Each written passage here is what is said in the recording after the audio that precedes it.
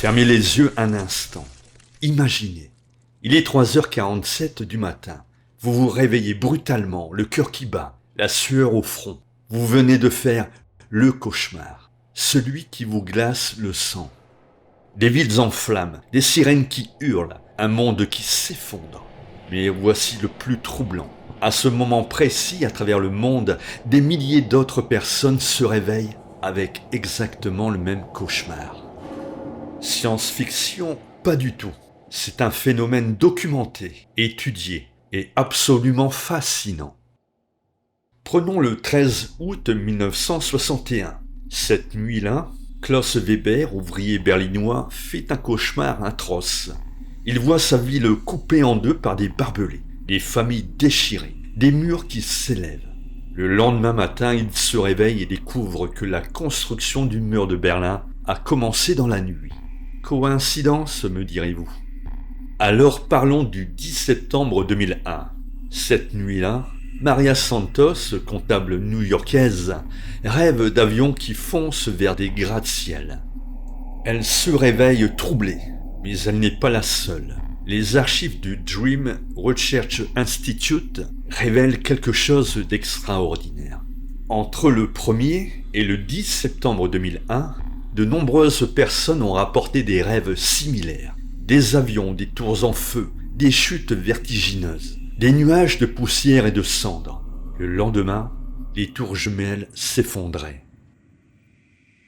L'Arlington Institute affirme avoir reçu plusieurs récits prémonitoires sur cet événement.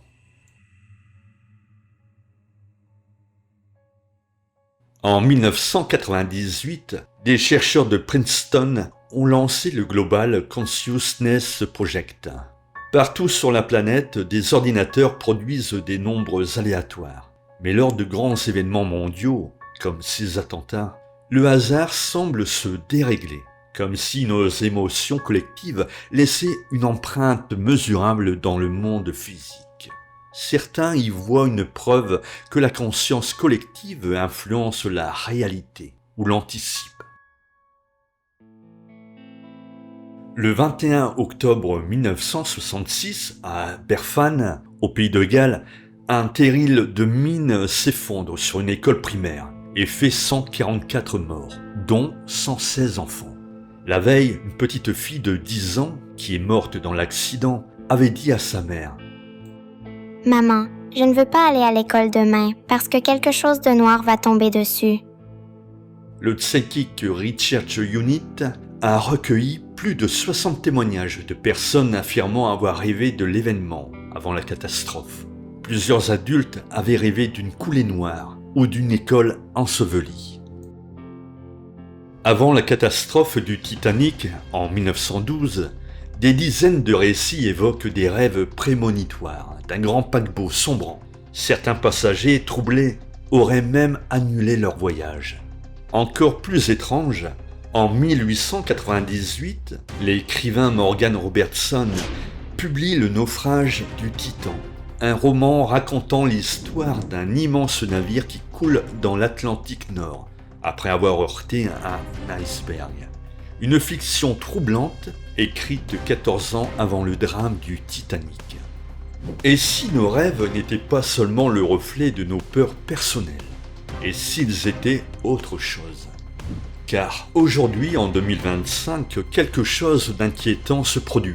Partout dans le monde, les gens rapportent des cauchemars similaires. Guerre nucléaire, effondrement économique, chaos généralisé, invasion migratoire. Et si l'humanité possédait une faculté cachée, une sorte de radar collectif, un système d'alerte primitive qui nous permettrait de pressentir les catastrophes? En 1962, le psychiatre Montague Ullman ne se contentait pas de théories, il voulait des preuves. Ce qu'il va découvrir dans son laboratoire du Maimonides Medical Center avec Stanley Krippner va fasciner le monde scientifique. L'expérience est d'une simplicité déconcertante. Ullman place des volontaires dans des chambres isolées, complètement séparées. Dans une pièce à part, Une personne regarde intensément une image choisie au hasard. Pendant ce temps, dans leur chambre, les dormeurs rêvent. Premier test, l'émetteur regarde la nuit étoilée de Van Gogh. Suzanne, dans sa chambre, rêve d'un ciel tourbillonnant, d'étoiles qui dansent. Deuxième test, l'image montre un boxeur en action. Michael rêve qu'il se bat dans un ring. Les résultats intriguent. Leurs évaluations montrent des correspondances troublantes entre les images et les rêves rapportés. Des connexions qui défient les probabilités normales et questionnent notre compréhension du sommeil. Nos cerveaux peuvent se synchroniser, même à distance. Des études récentes montrent que nos cerveaux peuvent synchroniser leurs ondes cérébrales, même sans contact direct. Par exemple, lors d'un jeu en ligne sans interaction verbale ni visuelle, des paires de joueurs ont montré une synchronisation de leur activité cérébrale liée à leur performance coopérative. Une autre étude a révélé que cette synchronisation peut aussi apparaître lors de conversations à distance. Ce phénomène n'est pas de la télépathie, mais une forme de résonance mentale, favorisée par l'attention partagée et l'empathie. Le biologiste Rupert Sheldrake propose une théorie fascinante, les champs morphiques. Imaginez des champs invisibles, comme les champs magnétiques, mais qui transportent de l'information plutôt que de l'énergie. Dans les années 1920 à Harvard, le psychologue William McDougall a mené une expérience où des rats devaient apprendre à s'échapper d'un labyrinthe rempli d'eau. Étrangement, les générations suivantes apprenaient de plus en plus vite, alors même qu'elles n'avaient aucun contact avec les précédentes. Encore plus surprenant, dans d'autres laboratoires, des rats issus de lignées différentes semblaient déjà savoir comment sortir, comme si l'information s'était transmise sans apprentissage direct.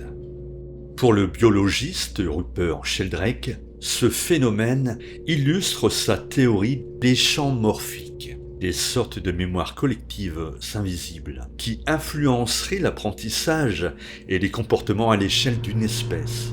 Plus un comportement est répété, plus il devient accessible aux autres par une forme de résonance. Si les expériences de laboratoire vous semblent encore abstraites, plongeons-nous dans l'histoire. Nous sommes en juillet 1914. L'Europe vit ses derniers jours de paix. Louise Hoffmann, couturière berlinoise, écrit dans sa lettre du 20 juillet 1914. Toute la ville semble faire le même cauchemar. Ma voisine, ma sœur, mes collègues, nous rêvons toutes de soldats morts dans la boue, de villes en flammes. Le 28 juillet 1914, l'Autriche-Hongrie déclare la guerre à la Serbie. En avril 1986, pas très loin de Kiev, Anna Komnenos, institutrice de Pripyat, tient un journal troublant. 21 avril. Encore ce cauchemar. Un soleil noir qui brûle la terre. Plusieurs enfants de ma classe dessinent tous la même chose depuis une semaine. Des soleils noirs, des arbres qui meurent. 25 avril. Je fais encore ce rêve de mort silencieuse, de poison dans l'air. Le 26 avril 1986, à 1h23 du matin, le réacteur numéro 4 de Tchernobyl explose.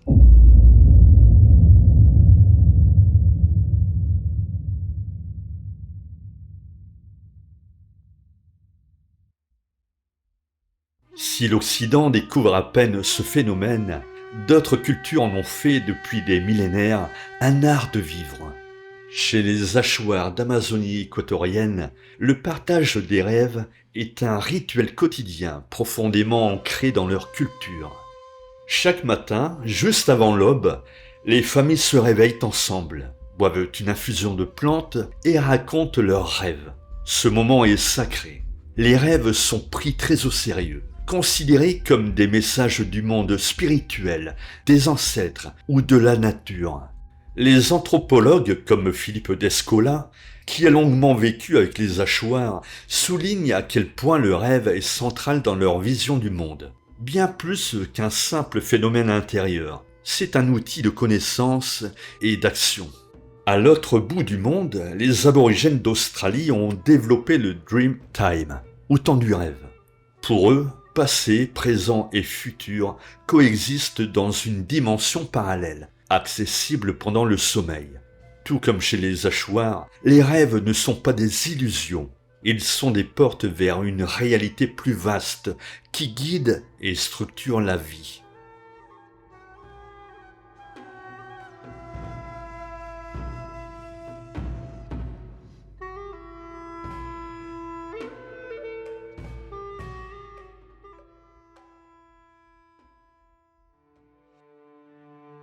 Si nous pouvons rêver les catastrophes, pouvons-nous rêver les solutions ?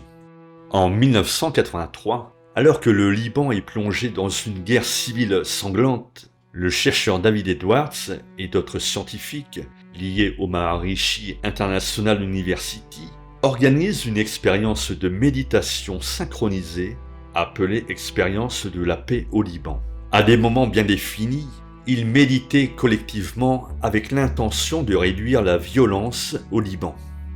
Résultat, une réduction significative des actes de violence, jusqu'à moins 76% selon certaines sources, aurait été observée pendant les périodes où un certain seuil critique de méditants était atteint. Des baisses du taux de criminalité, moins d'accidents et une hausse de l'indice de bourse ont également été rapportés à Beyrouth à ces moments-là. La grande question, que rêve l'humanité en ce moment même et vers quoi se dirige-t-elle ? D'après les données des plus grands forums de rêves mondiaux, comme Reddit Dream, on constate une explosion de témoignages apocalyptiques depuis le début 2025.